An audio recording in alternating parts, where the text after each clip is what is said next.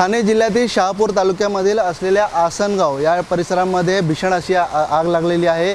औद्योगिक विकास जे संकुल आहे त्या मध्ये प्लास्टिकच्या गोदामाला अशी ही आग लागलेली प्लास्टिकची कंपनी होती ही, आणि या कंपनीमध्ये मोठ्या प्रमाणात प्लास्टिक तयार करणं तसेच प्लास्टिकच्या बाटल्या असतील, इतर साहित्य असतील, हे सर्व साहित्य या कंपनीमध्ये तयार करण्यात येत होते। विशेषतः आपण जर पाहिलं यामध्ये मोठ्या प्रमाणात जो आहे तो प्लास्टिकचा साठा देखील या ठिकाणी होता, आणि त्यामुळे ही आग लागल्यानंतर आगीने पूर्णतः भडका घेतलेला आहे आणि धुराचे लोड जे आहे ते आपण पाहू शकतो की जवळपास 8 ते 10 किलोमीटर अंतरावरून हे धुराचे लोड जे आहे ते पाहिले जातात आहे।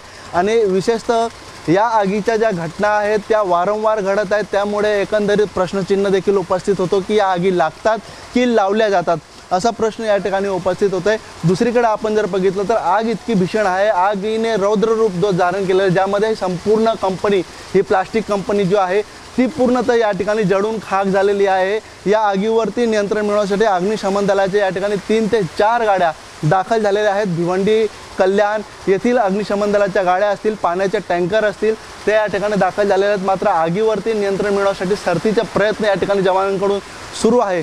आगीचे नेमकं कारण समजू शकलेलं नाही आहे, मात्र सुदैवाने यामध्ये कोणीही जीवितहानी झाली नसल्याची माहिती या ठिकाणी येते, कारण कोणत्याही प्रकारची या ठिकाणी जीवितहानी झालेली नाही आहे। प्रशासनाकडून जी माहिती देण्यात येत आहे ज्यामध्ये या आगीमध्ये मोठ्या प्रमाणात नुकसान झालेलं आहे, परंतु कोणाचीही जीवितहानीची घटना यामध्ये नाही आहे। परंतु आपण पाहिलं ती आग इतकी भीषण आहे, आगीने रौद्र रूप जो धारण केलेलं आहे, ज्यामध्ये संपूर्ण कंपनी या ठिकाणी जळून खाक झालेली आहे। अग्निशमन दलाचे जे जवान आहेत त्यांनी इतर कंपन्या ज्या बाजूला आहेत त्याला आग पसरू नये यासाठी त्यांनी प्रयत्न करायला सुरुवात केलेली आहे। मात्र आसनगाव परिसरात लागलेल्या या प्लास्टिक कंपनीला भीषण अशी आग लागलेली आहे। मात्र आपण पाहू शकतो की या आगीमुळे इतर ठिकाणी ही आग पसरू नये यासाठी जवानांकडून सरतीचा प्रयत्न केला जातोय, आणि आपण जर पाहिलं तर ही आग अजूनही आटोक्यात आलेली नाही आहे। जवळपास 2 ते 3 तास उलटून गेलेले आहेत, मात्र या आगीवरती पूर्णतः नियंत्रण अजूनपर्यंत अग्निशमन दलाला मिळवता आलेलं नाही आहे। मात्र या आगीवरती पूर्णपणे नियंत्रण मिळवण्यासाठी किती वेळ लागू शकतो हे अजूनही सांगता येत नाहीये। अनिल वर्मा, एबीपी माझा, शहापूर। एबीपी माझा, उघडा डोळे बघा नीट।